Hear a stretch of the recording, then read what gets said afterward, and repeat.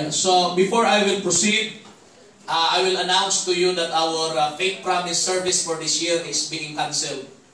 Praise God. We have no more Faith Promise service for this year. Let us continue to support the work of the Lord.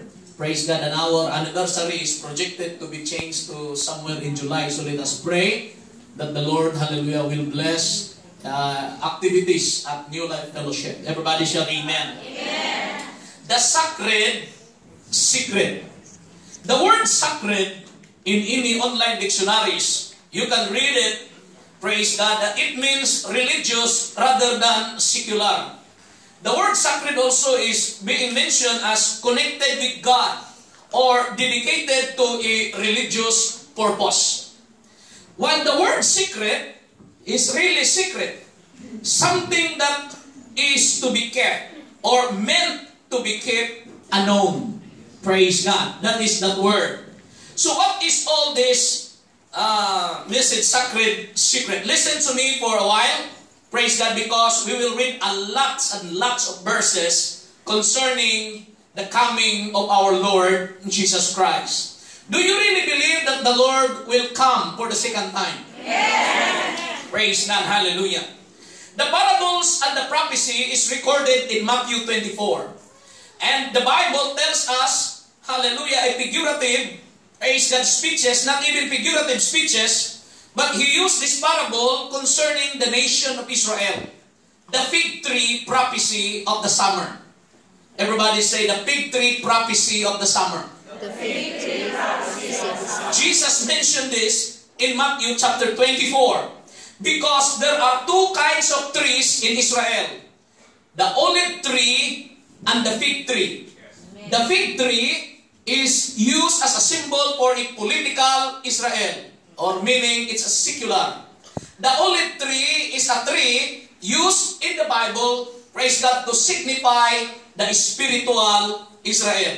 So if you read in the Bible, there are fig tree, olive tree. So the olive tree refers to the spiritual status, the spiritual side of Israel, while the fig tree refers to the political Israel, meaning their country, the secular Jewish nation. Now we know in May 1948, hallelujah, that Israel was established again as a nation with its sovereignty. Everybody shall amen. Amen. And Jesus said in His words in Matthew chapter 24, learn a lesson from the fig tree. Jesus was talking about the nation of Israel. Learn a parable of the fig tree. When his branch is yet tender and puthered fruit leaves, we know that summer is nigh. Praise God. In 1948, the blossom, the tree refers to the political Israel, starts to blossom its leaves. Israel was established as a nation.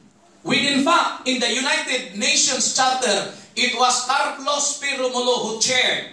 Praise God. And it was the Philippine vote, hallelujah, that makes the creation of Israel. That is why when we go to Israel today, you don't need a visa, just only your passport, because of our vote during the creation of the nation of Israel. Shall we clap our hands? Hallelujah. Everybody shall amen. And the parables and the prophecies concerning the coming of the Lord also teaches us that Noah's flood foreshadows the surprise of Christ's return. The flood did not know what day, what hour the flood will come. And the story of the flood foreshadows, it pictures the surprise return of Christ.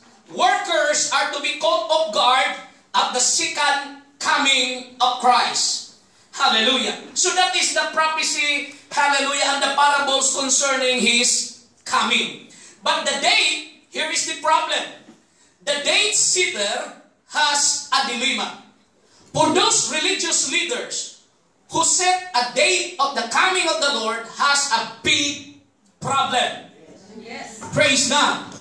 Do you know in history that the world already set 4 times concerning the coming of Christ?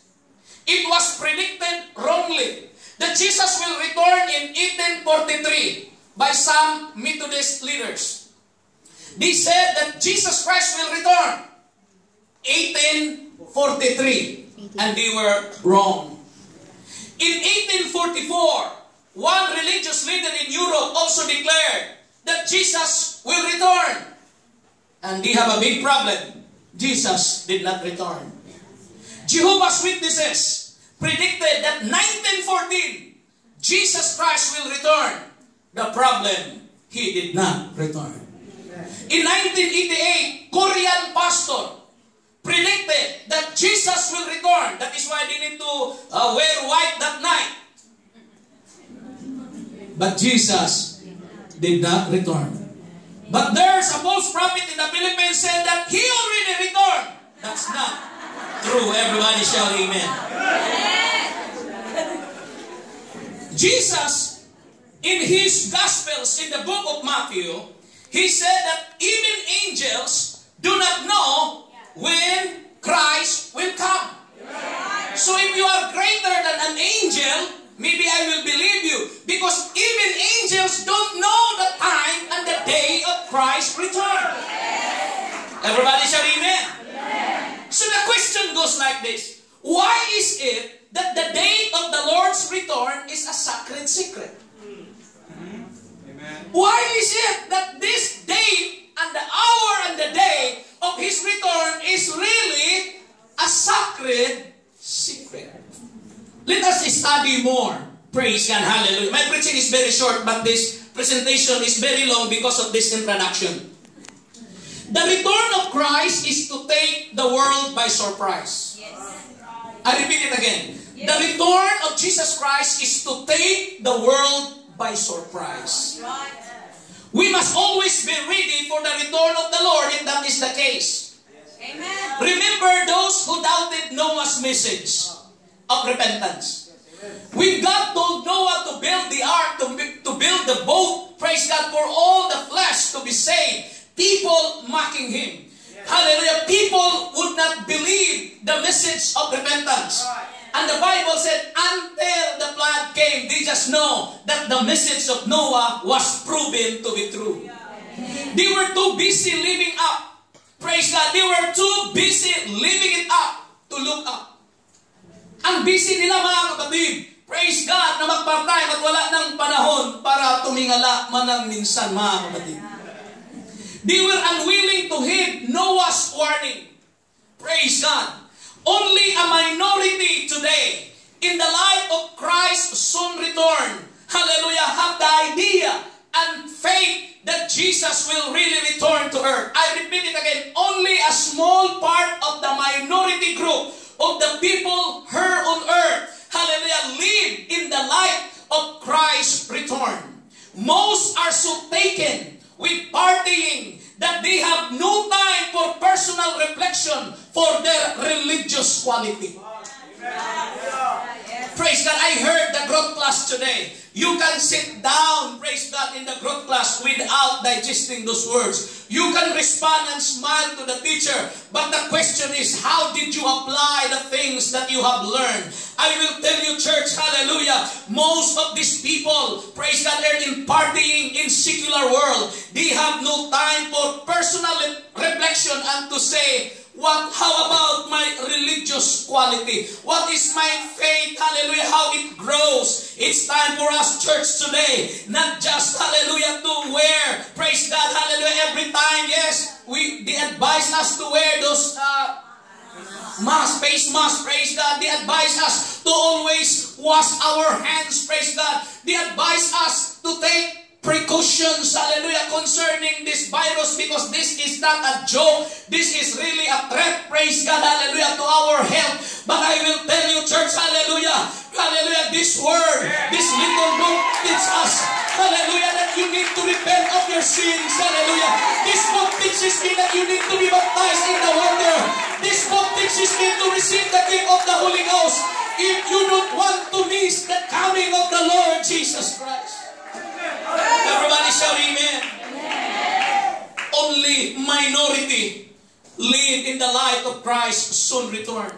They are so consumed by the pleasure that they ignore the pleas of Christ.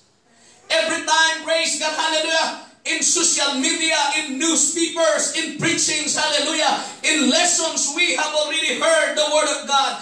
The Word of God is pleading to us. Hallelujah, nakikiusap mga kapatid, ang mga pangangaral at pagtuturo sa bawat tao. Hallelujah, na magpakumbaba. Nakikiusap ang Panginoon, bumalik ka na. Nakikiusap ang Panginoon, katulad sa panahon ni Noah, it was like the time of Noah, that the message of Noah, praise God, echoes to the ears of the people, but it just falls on deaf ears. Why? Hallelujah, they are too busy on the secular things without reflecting, hallelujah, how about my personal life? How about my prayer life? How about my relationship to God? The return of Jesus is to take the world by surprise. It was like the flood, or even it was like the fire that consumed Sodoma and Gomorrah. Hallelujah. And it proves that their messages is true. Everybody shout amen. Amen. Number 2, the return of Christ is to take Christians by surprise. Yes.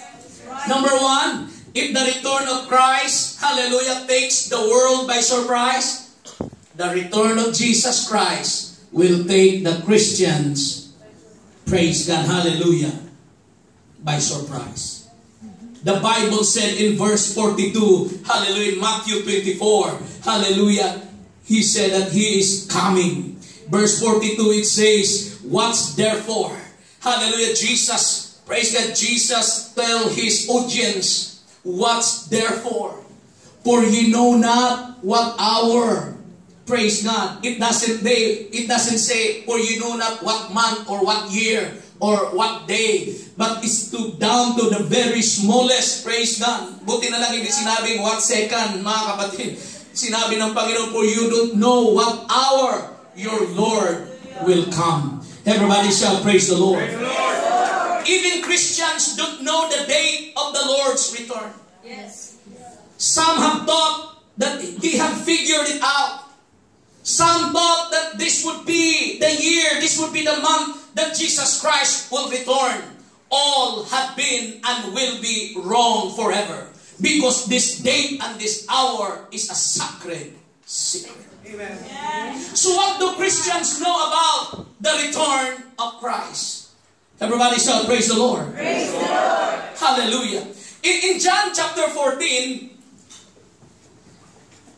how, as Christians, as baptized in Jesus' name, as member of New Life Fellowship, the questions goes like this. What do you know about the return of Christ? Tingnan daw natin kung may alam ka ba talaga. Praise God. In what category in this, praise God, question that you really have the idea, you have the verses, and you have the picture about the coming of the Lord? How can you be sure, praise God, that He will really return? There are so many people who guess His return, but they were wrong. Did it affect your faith? Nakaapekto ba sa pananampalataya mo na yung mga naghuhula na siya ibabalik ay hindi naman bumalik siya? Nanlulumo ba ang iyong pananampalataya at nasasabi, hindi naman siguro talaga siya babalik?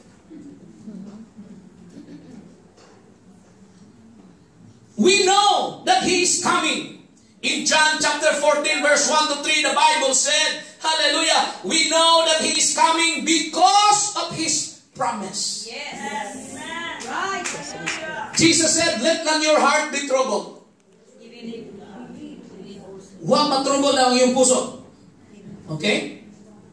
Ye believe in God, believe also in me. Amen. He said in verse 2, "In my Father's house," yung mga nag-study ng Father's house, "In my Father's house are many mansions." Yes. We're not so.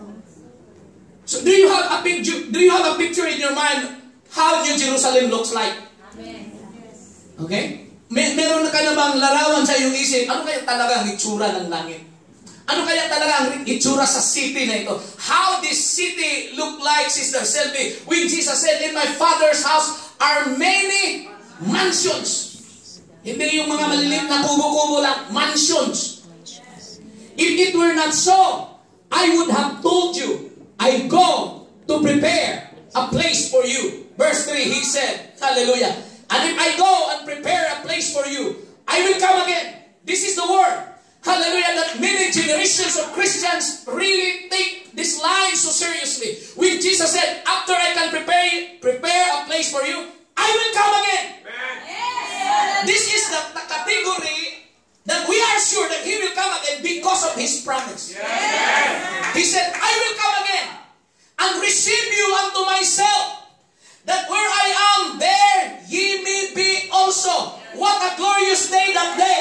Hallelujah. But that is a secret. Secret. Walang nakakalam kung kailan talaga yan mangyayari, mga kapatid. That's the number one category. Why I am sure that He will come? Because of His promise. He said, Amen. after I can prepare a place for you, I will come again. Yes. The number two category, why we are sure that He will come, is this. We know He is coming, and we know He is coming because of the promise of the angels. The angels promised that He would come again. In Acts, praise God, chapter 1, verse 9 to 11, this is what the Bible said. Hallelujah. And when He had spoken these things, while they beheld, He was taken up, at a cloud received Him out of their sight. Diyan muna, sister, ha? Praise God. Okay? Balik mo sa verse 9. Mabilis ating operator, parang anghel. When He had spoken these things, while they beheld, Jesus was in Mount Olivet. Okay? Mount of Olives. And I'm so thankful that I saw Mount Olives. Mga kapatid, sa buong buhay ko, naapakan ko ang Mount of Olives. Pero hindi ko talaga alam kung saan talaga ang spot doon na si Jesus ay bumalik sa langit. Hindi ako sure. Basta nakita ka, ganun pala ang Mount of Olives. Praise God. When He had spoken these things, while they beheld, tinignan nila si Jesus, He was taken up, and a cloud received Him. Who received Him? Cloud. Hindi sa iPad, ha? Cloud received Him out of their sight. Unti-unting umangat si Jesus, dadan, hanggang sa nawala na siya doon, mga kapatid, sa alapaw. Verse 10, this is your category, He said.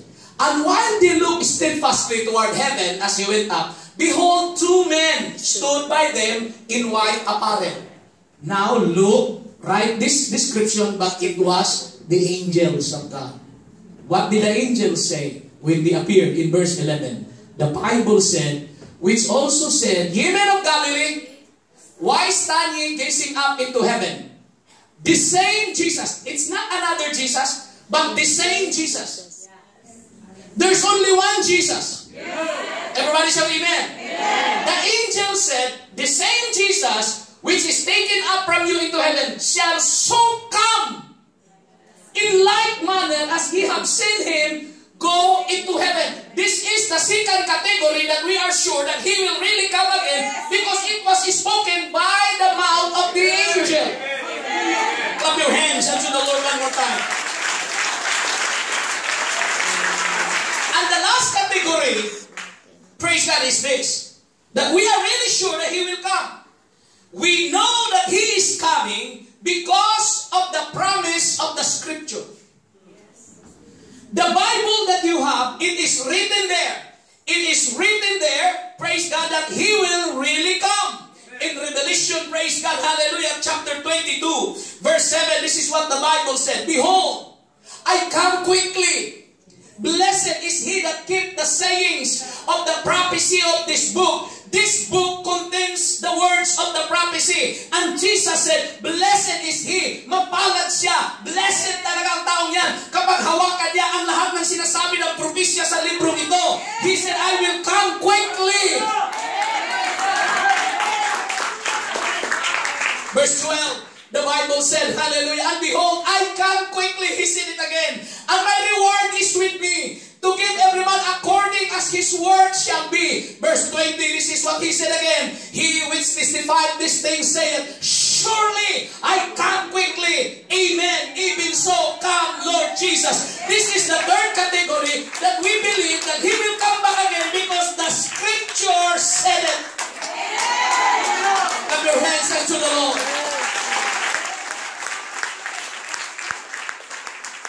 So if there are people who don't believe the words of Jesus, Because they believe angelic, then they must believe because the angel says so. But if they don't believe angel, it is written that he will come back again. The sacred secret proves Christ's coming is an ever-imminent event. Kung sikrito ito, pastor, walang nakakaalam. That is why this is an imminent event. Pwedeng mangyari mamaya, pwedeng mangyari sa kalindahan ng preaching ko, pwedeng mangyari, mga kapatid, anytime. Because this is an ever-imminent event. Everybody shout, praise the Lord. Praise the Lord. Hallelujah. Pwede nga yung mga kapatid, nakikinig ka sa preaching ko. Hallelujah, praise God. Enjoy, naantok-antok ka na. Praise God. At pagdilag mo mga kapatid, wala na mga kapatid. Pero hindi ganun ha. Hindi ganun mga kapatid ang sinabi ng Bible. Praise God. This purify the lives of the believers. Praise God. Matthew chapter 25 verse 13. That this is an ever-imminent event. Jesus said, wherefore, what's therefore? For ye know neither the day nor the hour wherein the Son of Man cometh. Hindi mo talaga alam ang araw at oras, mga kapatid, sa kanyang muling pagbabalik. And because of that, I repeat it again, because of that, hallelujah, this message will purify the lives of the believers. Hindi nyo kailangan antayin pa ang preaching ni Pastor Plaza, Pastor Librado, Pastor Rodonel para ma-purify ka. Sa mensahe pa lang na ito, praise God, na siya'y babalik, mga kapatid. Hallelujah. No one will know when He will come back. It will purify your life. Everybody shout amen. 1 John chapter 3, verse 2 and 3, this is what the Bible said. Hallelujah. Beloved, now are we the sons of God. And it do not yet appear what we shall be. Hindi pa talaga natin alam, mga kapatid, kung ano talagang mangyayari sa atin. Hallelujah. I heard Sister Marlene told about Sam's question, what will happen to us if Jesus will come? Hallelujah. This is the Bible said. Paul even don't know. Praise God. No, John, should I say, did not know what will happen to us. But the only thing that he knows, he said, that when he appeared, we shall be like him. For we shall see Him as He is. Ang alam lang ni John, na kung babalik ang Panginoon, isang bagay lang ang nalalaman niya, maging katulad tayo sa Kanya. Yes. Amen. Everybody shout amen. Hallelujah. Blessed be the name of the Lord. Verse 3. And every man that hath this hope in Him purifieth himself, even as he is pure. It's not the teaching of the church. It's not the strict, praise God, rules of the church that can purify you. Hallelujah. The Bible said, if you have the hope of His coming, kung ang pag-asa mo, mga kapatid, ay ang pagbabalik niya, hallelujah, mga kapatid, you will be purified. Your life, you need to make a way that your life will be purified. Yes, His Spirit can sanctify us. Yes, His Word can sanctify us. Everybody shall amen. Kung alam mo lang talaga na, ako'y naniniwala, Pastor, babalik na talaga ang Panginoon. Kaya nandito ako sa simbahan, nag-aral, nananalangin. Bakit? Bakit mo ginawa yan? Kasi alam mo, Pastor, hindi lang kutob, alam ko, Pastor. Hindi yung kutob ko, Pastor, malapit na talaga. Hindi naman sinabi ng Bible lang kutob eh. We should know it. Everybody shout amen. Alam ko, Pastor, malapit ang Panginoon. Eh, bakit hindi ka nag-church? Kasi alam ko naman eh. No. Everybody shout amen. Every man that hath this hope in Him. Our hope is the soon coming of the Lord. The only problem in this context is that we don't know the hour. We don't know the day. Because it is a sacred secret. But if you believe out of these three categories, praise God, mga kapatid, kung talagang i-apply natin ito sa ating buhay, kami mga pastor, wala talagang problema. Wala nang pasaway, wala nang nagpaputol na hindi dapat putulan, wala nang nagsuot na hindi dapat isuot, wala nang mga, wala na. Bakit? Hindi na kailangan pa ang pastor ang tayo nyo. Lord, you are my hope. You're coming. I don't know. That is why, Lord, just purify myself. Purify me in thy word. Purify me in thy praise God, in thy Holy Spirit. Lord, I will come to you. Kung nandito lang kayo mga kapatid sa preaching no Wednesday, Thursday, and Friday, you will be blessed. Because the preacher said, this is the right time to give, to follow the word of God. Everybody shall amen? Hallelujah. We must expect the return of Christ every day. We must expect the return of Christ every day. So if we expect the return of Christ every day, how come Christians will be that the coming of the Lord will become a surprise? It would be a surprise for those workers who don't work. Yes. And it will not be a surprise for those workers who do the will of God. Christians through the centuries had lived with this expectation. In Titus chapter 2 verse 13, this is what we call the blessed hope. Can we read it aloud on the screen? Read it go. Looking for that blessed hope and the glorious appearing of the great God and our Savior, Jesus Christ. That is the blessed hope. Malalaman natin mga kapatid yung mga naghahanda at hindi. Here we know, the Bible said, you will know whose servant is really preparing and no fear. That's what Pastor Librado, you should not fear all these things. They have no fear because they know what they are doing. Amen. Everybody say amen. Do you believe that Jesus Christ will return? Yes. You believe that three category that He will really return? Yes. That is our hope. That is our blessed hope. And because we have hope in that return, we must purify ourselves now because He is pure. Yes, yes. Kung may nabasa kayo sa Bible na bawal na ito, ayaw ng Diyos ito, gawin mo na kagad. Hindi yung pupunta ka ng merkado, dito si Pastor, magtago na kayo. Yan ang mga taong hindi talaga nag-believe na siya babalik. Sa totoo lang.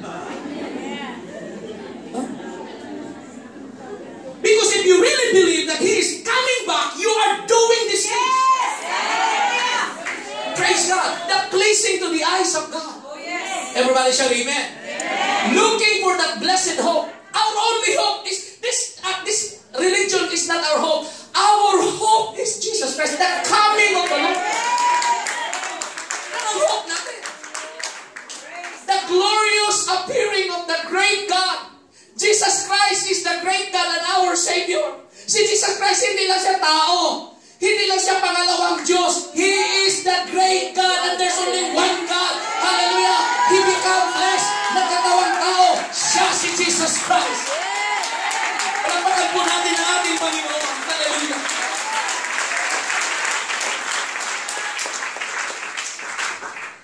The sacred secret should add urgency to evangelism. I will go now to evangelism subject. What is the connection between the sacred secret and evangelism? Yung mga hindi nag-i-invite ng mga bisita, yung mga takot mag-invite, yung mga takot mga kapatid mag-share, ito na po ang totoong larawan. Praise God. Evangelism is the responsibility of all Christians. And the times and the seasons are sacred secrets. It is already recorded in the Old Testament in Deuteronomy 29:29 about this rule. When it comes to the coming of the Lord, don't bother about it. Yes. Can we read it all together? The secret things belong unto the Lord our God. But those things which are revealed belong unto us, unto our children forever, that we may do all the words of this law. When it comes to the secret things, it belongs to God. Yes. Huwag mo nang ipilit na pag-aralan ang sikritong bagay. Malilito ka na lang, mga kapatid, dahil ang sikritong mga bagay, it belongs to God. Amen. Everybody shall amen. Amen. So what are the things that belongs to us? The things that are written and revealed to us. Jesus Christ revealed Himself to be the Son of God. Praise God, Jesus Christ revealed Himself to be, praise God, the Father in the flesh. That's our thing that we meant to Share to the world. Kasi yun na po, hindi naman sikreto yan na si Kristo ay dumating mula sa laman, pagka-Diyos sa naging laman. Praise God, naging tao.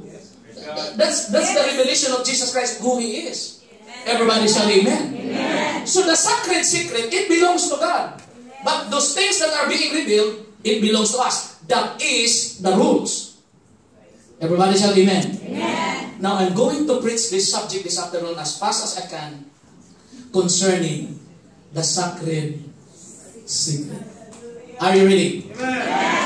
Everybody shall praise the Lord. Hallelujah. In 1 Thessalonians 5:1 and 2, praise God, the Bible teaches us concerning the seasons. Times and seasons.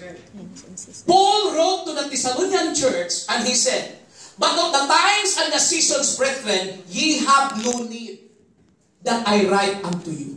Ano ibig sabihin? Patungkol po sa pagbalik ni Jesus Christ, kung anong araw talaga yan, anong mga panahon yan, sinabi ni Pablo sa Thessalonica, hindi ko na kayo kailangang sulatan pa. Bakit? Paul knew exactly that secret things belongs to God. Yes. Verse 2. Now, concerning the coming of Jesus Christ, for yourselves know perfectly that the day of the Lord, rapture, so cometh as a thief in the night. Biglaan yan. Walang magnanakaw, mga kapatid. Hallelujah. Na mag-post muna sa FB. Maganda ka dyan. Nakawin ko yung kasasakyan mo. Walang magnanakaw. There is no thief. Hallelujah. That will, praise God, give you a tip of praise God. I will come tonight. Prepare the money. Hide your money. No. The thief of the night will not tell you. He will come by surprise. Jesus said, no need. Paul said, no need to write to you concerning the coming of the Lord. Why? Because we know that the coming of the Lord is like a thief in the night. Ang Panginoon hindi magnanakaw. Ang kanyang pabalik, katulad parang isang oras mga kapatid na atake ang isang magnanakaw. Tulog ang lahat. Pagising mo, sira na, mga kapatid. Ang safety box mo. Maraming Kristiyano, hallelujah, na 50-50 pa. Ang kaliwang paa ay nasa sanlibutan. Ang kanang paa, mga kapatid, at hindi makalakad ng maayos. Meron silang iniintay. Meron lang akong sign na iniintay, Pastor. Kailan ko ibigay talaga ang lahat kay God? Kailan yan? Baka manakawan ka. Everybody shall amen. Maybe the thief will come. Praise God, hallelujah, and praise God, you become a victim. For you yourselves know perfectly. So that is why before Jesus went up to heaven, these questions was being raised also by His disciples. In Acts chapter 1, verse 7 and 8, there is a connection, praise God, that this sacred secret, ulitin ko po, this sacred secret is connected with the Holy Ghost. I repeat it again. The sacred secret is connected to the Holy Ghost. But before I read that particular part, I will explain it to you. His disciples were asking, when that the Lord will restore, hallelujah, the kingdom to Israel? Jesus answered, and He said unto them, it is not for you to know the times or the seasons which the Father hath put in His own power. It's not your, praise God, it's not for you to know. Only the Lord, only the God of heaven knows when. Because it is in His power, praise God. When to surprise the world. When to come back into this world. Everybody shall praise the Lord. Praise the Lord. But before that, I want to show you Matthew 24, 43 to 46. Praise God. Concerning when Jesus will come. It is our prayer that He will come na nadatnan tayo na gumagawa sa kanyang kalooban. Now, there are so many questions long time ago, Brother Johnny. Ano itong kalooban na sinasabi talaga, Sister Malonesis, na madatnan kayo doing the will of the Father? Here we go. Let's read. Because this is concerning the coming of the Lord. But know this, that if the good man of the house had known in what watch the thief would come, kung alam lang sana na maaari ng bahay anong oras darating ang magnanakaw, Ambusin niya yun. He would have watched. Hindi sana siya matulog. And would not have suffered his house to be broken up. Yes. Here we go. Next verse. Therefore, be ye also ready. Oh, yes. For in such an hour, as ye think not, the Son of Man cometh. Kailan babalik ang Panginoon? Sa oras na hindi mo iniisip. Sa dami natin, walang mag-iisip na siya'y babalik. God, Jesus Christ, will come back in the hour that you never think that He will come. So kung nag-iisip ka ngayon, sana babalik si Lord sa kalagitnaan ng preaching ni Pastor Plaza. Hindi yan mangyayari. Bakit nag-iisip ka? Hindi matupad yung salita niya. He will come. Kailan siya babalik? Sa oras na hindi mo iniisip. So, ano yan, Pastor? So, hindi na lang ako mag-iisip. Parang siya babalik? No. He will come by surprise. Now, when He will come, Sister Ryan, the Bible said, who then is a faithful and wise servant? Yes. Whom his Lord had made ruler over his household, to give them meat in due season. Verse 46, the Bible said, blessed is that servant. Blessed is that servant, whom his Lord, when he cometh, shall find so doing. Diretso says, praise God. Hallelujah. But and if. Everybody say, but and if. But and if. That evil servant shall, servant na siya, servant. Ibig sabihin, saved na po, anak ng Panginoon, nasa church. Evil lang. Masama lang. Bantayan natin to. Kasi palagi natin sinasabi, mga unbeliever yan sila, mga masasama. Kahit sa loob. Oh, yes. That's right. Kaya kayo mga kapatid, it's time for us a personal reflection. But and if that evil servant shall say in his heart, the Lord delay His coming. May coronavirus. Hindi mo na babalik sa Lord. The Lord delay His coming. Hindi pa babalik si Lord. The Lord will not come. Not yet. That's the evil servant. So, sa puso lang niya yan. Pero makikita sa gawa. It will come out to his work. Verse 49. Praise God. And shall begin to smite his fellow servants. O makumpisa na yung mangaway. Sino haawayin niya? Kapwa lang din. Kristiyano. Tingin ka sa iyong katabi. Sabihin mo sa kanya, huwag mo akong awayin.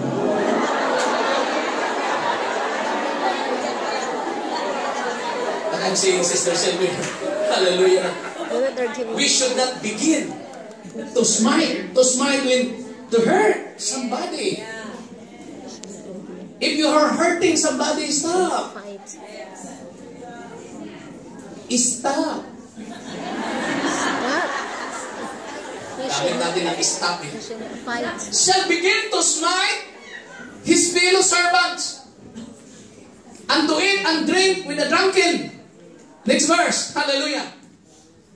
The Lord of that servant shall come in a day when he looketh not for him, and in an hour that he is not aware of. Hallelujah. Meron ka ba? And shall cut him asunder and appoint him his portion with the hypocrites. There shall be weeping and gnashing of teeth. Na ito, impyerno ito. Yes. Wala nakasulat na hell. But this is a picture of people that will go to the lake of fire. Yes. Weeping and gnashing of teeth. Hallelujah. So who is that servant who do the will of God? Yung nadatnan. The Bible said, if he share the gospel. Yung mga nagsishare ng gospel. Yung mga nag-i-invite ng bisita. Pag nadatnan ka, hindi ka nag-iisip eh. Sister, Pilipina ka? Hindi kita invite sa church. Hindi ka nag-iisip sa pagbalik. Nadatnan ka! These are the servants that doing the will of God. Amen. Pero yung mga nangangaway, Kailan mo babayaran ang utang ko? Haba-haba ng palya mo eh. Hindi ka magbabayad ng utang. Tingnan mo grupo natin. Hindi tayo nagkaintindihan. Hindi ka nag-iisip sa pagbabalik ni Lord. Bang! Bumalik ang Panginoon!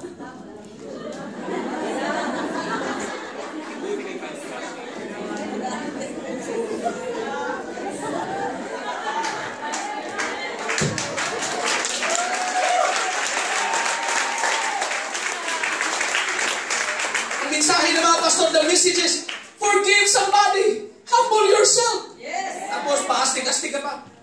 Kala mo ano ha? Tapos na, bang! Tumunog ang trumpeta. Pag tunog ng trumpeta, hindi bang ha, mga kapatid.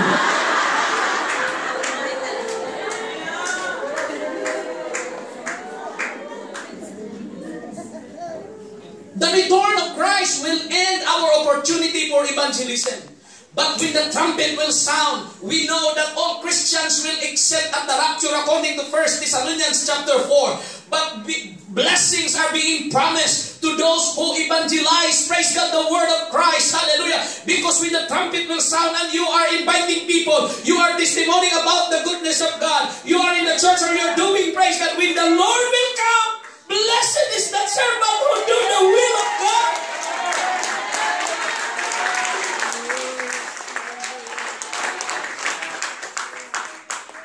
But God will cut him asunder. Yung mga nag-umpisang nangangaway, nag-hurt mga kapatid. Praise God. Hindi tinutulungan yung dapat tulungan. The Bible said, doon siya ilagay sa mga hipokrito. Na doon mga kapatid, iiyak na walang hanggan mga kapatid. Now, I'm going to end. The subject is the sacred secret. I said, this sacred secret, the hour and the day is always connected to the Holy Ghost. Oh yes. I will show you. It's a very simple verse. In Acts chapter 1 verse 7 and 8, this is what the Bible said. And after this, we will open the altar. Praise God. Hallelujah. And when we come to this altar, praise God. Hallelujah. If you really believe that Jesus will come to this altar and say, Lord, that is my hope in this world. I want my life to be purified now. Now. Yan lang po ang pag-asa ko, Panginoon. And He said unto them, it is not for you to know the times or the seasons which the Father hath put in His own power. Yes. But the Bible said, ye shall receive power after that the Holy Ghost is come upon you. Hallelujah. That the rapture, praise God, ang subject pala sa rapture, praise God, the call up or the coming of the Lord Jesus Christ, which no man know what day and hour. It's only in the power of God. Yes. But Jesus said, hallelujah, don't think about it. Let your mind do not be shaken concerning this. Because the coming of the Lord, before I will insert this by, praise God, in 2 Thessalonians, praise God, chapter 2, praise God, verse 1 and 2, 4, 7, 8 to 10. This is what the Bible said. 2 Thessalonians, chapter 2, praise God, hallelujah, verses 1 and 2. Kasi marami pong tanong nito mga kapatid. Praise God. Mag-start sa 1, sister. Praise God. Nandiyan na yan, lahat naka-5. Okay. Now, we beseech you therefore, brethren, by the coming of our Lord Jesus Christ and our gathering together unto Him. This is our text. Because when the trumpet will sound, that's the moment that we will be gathered together. Okay? Verse 2. Don't be shaken in your mind. Huwag matataranta. Praise God. Hallelujah. Huwag matatakot. Verse 2, sister. Praise God. That ye be not soon shaken in mind. Huwag magpanik when it comes to the coming of the Lord. Yes. Okay? Huwag magpanik. Hala ka, nabasa ko talaga sa FB. Ang ilog doon sa Afghanistan naging pula. Totoo, pastor. Nagkasuta ko talaga. Totoo talaga, pastor. Totoo talaga. Paul said, do not be shaken in your mind, nor be troubled, neither by spirit, in other words, neither by testimony of man to man, nor by word, social media, or by leader as from us, as the day of the Lord is at hand. Na para bagang Iyon na mga kapatid, ang pagbalik ng Panginoon. Next verse, praise God. Who opposite? This is the sign. Huwag kayong mga i-plaster ito mga kapatid. I will put it in proper way so that you can understand. When the coming of the Lord, Pastor, the Bible teaches us, hallelujah, the sign before He comes. Paul told the Thessalonian church, this Antichrist will come. The Antichrist will really come. Praise God. And he will oppose and exalt himself above that is called God, that is worship. And so that as God seated in the temple of God, showing himself that He is God. So we are waiting the third temple in Jerusalem because Antichrist, according to prophecy, will sit on that throne and he will declare that he is God. Yes. And when he will reveal himself, the Bible said, then the end is so near, mga kapatid. For the mystery of iniquity don't already work. Si Antichrist, kumikilos na mga kapatid. Only he now not will live until he be taken out of the way. Now this is a debatable verse. It could be the church. It could be the Holy Ghost. No one knows. Hallelujah. But it is in the power of His hand. Everybody shout amen. Amen. Verse 8, the Bible said, and then shall that wicked be revealed, si Antichrist, whom the Lord shall consume with the spirit of His mouth, and shall destroy with the brightness of His coming. So yung Antichrist na yan, mga kapatid, matutunaw siya, mga kapatid, sa liwanag ng ating Panginoon. Mamamatay siya, mga kapatid, sa kapangyarihan ng ating Panginoon. That is why if you read 1 John, mga kapatid, hallelujah, little children, praise God, you overcome the world. Why? For greater is He that is in me than he that is in the world. The word He there does not refer to Satan. The word He there, if you read the context, it's about the Antichrist. Darating si Antichrist, mag-set up siya ng government, mga kapatid, maglagay siya ng 666, hindi makabili, hindi makabinta kung sinong hindi magpatatak ng 666. But I will tell you, church, greater is the Lord. Yes! That is in us. That is why the sacred secret is always connected to the Holy Ghost. Oh, yes. God said, it's not for you to know the times and the seasons, but ye shall receive power. Oh, yes. After that, the Holy Ghost is coming. Oh, yes. Everybody shout amen. Amen. Hallelujah.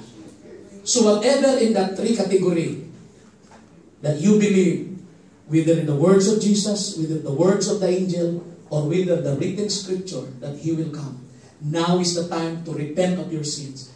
There is a message in the Bible, be baptized in the water in the name of Jesus Christ for the remission of your sins. Kailangan magpabautismo ka para mamembro, hindi para mapatawad ang iyong kasalanan. Oh, yes. Hallelujah, praise God. At isulat ng Panginoon ang iyong pangalan sa aklat ng buhay. Oh, yes. Hallelujah, this is a life and death issue, mga kapatid. We don't know the time. We don't know the time. And I believe in my heart, praise God, we believe the pastors, we believe in our studies, hallelujah. Even no one will teach you, as long as you read the Bible, as long as the Spirit will lead you and guide you. The coming of the Lord, maliwanag mga kapatid na napakalapit na po ang pagbalik ng ating Panginoon. I was inspired. Hallelujah. I told Sister Marisa before I preach, I will tell you later about this. When the Spirit of the Lord inspired me like this, praise God. Yes, preach that word. Don't fear, don't be scared to declare my coming. Okay? Praise God. Oh, sinisigurado ko mga kapatid yung binasa ko, i-declarar ko sa inyo. I will declare it unto you that He will really come. Oh, yes. The question that bears, the burden that is in my heart right now is this. Kailan mo patanggalin ang dapat tanggalin?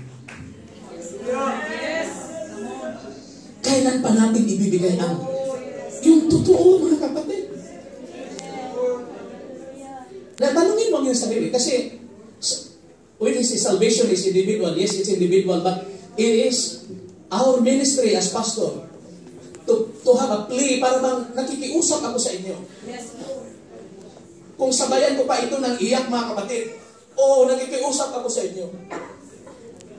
Kailan pa natin ibigay yung totoo, mga kapatid?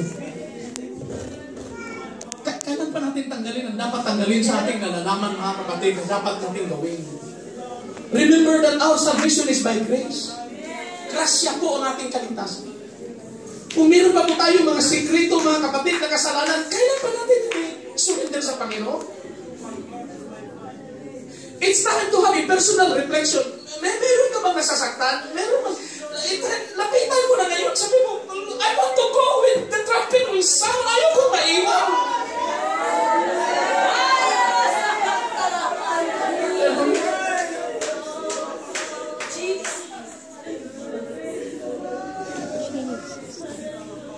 Shall we stand together?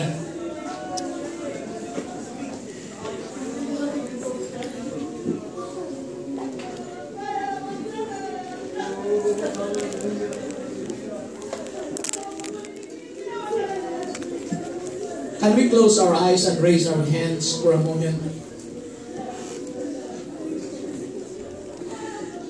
Sabi ng Hong Kong weather, bababa na naman ang temperatura. Totoo, lumalamig. Sasabi natin, paano kaya nila nalalaman yan, Pastor? Dahil pinag-aralan nila ang takbo na tinatawag nating weather pattern. Paano din ninyo nalalaman, mga pastor, na malapit nang babalik ang Panginoon? May weather pattern. May nakasulat na po. Kailan? Pastor, kailan talaga yung sinabi niyong malapit na? Walang nakakaalam. It is a sacred secret.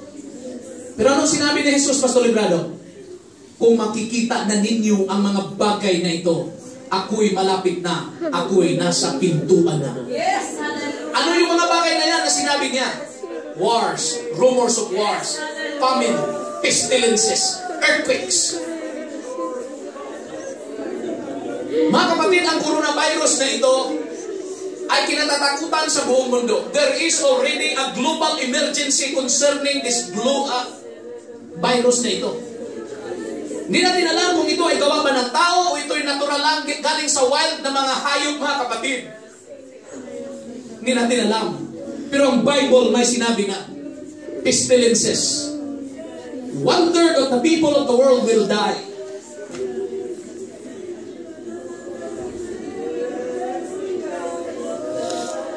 Meron ka pang member sa family na hindi pa saved.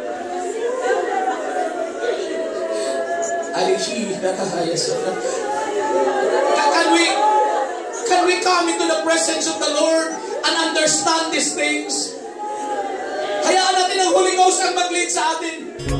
Hayaan natin ang Holy Ghost ang mag-iusap sa ating mga attitude, sa ating mga the way how we talk, the way how we think. Hallelujah. Hindi na tayo mga kapatid mag-iipokrito pa. Kung wala ka pa ng Holy Ghost, magsabi ka na ngayon. Kung hindi ka pa nakapag-speak in tongues, magsabi ka na ngayon.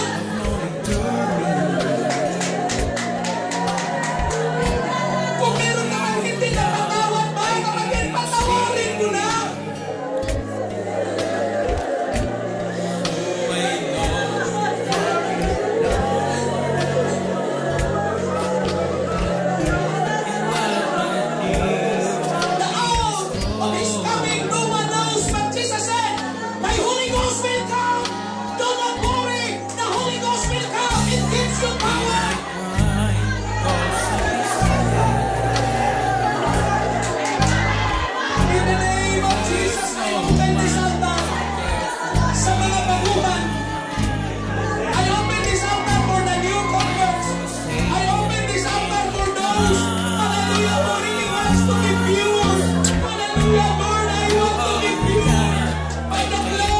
Jesus.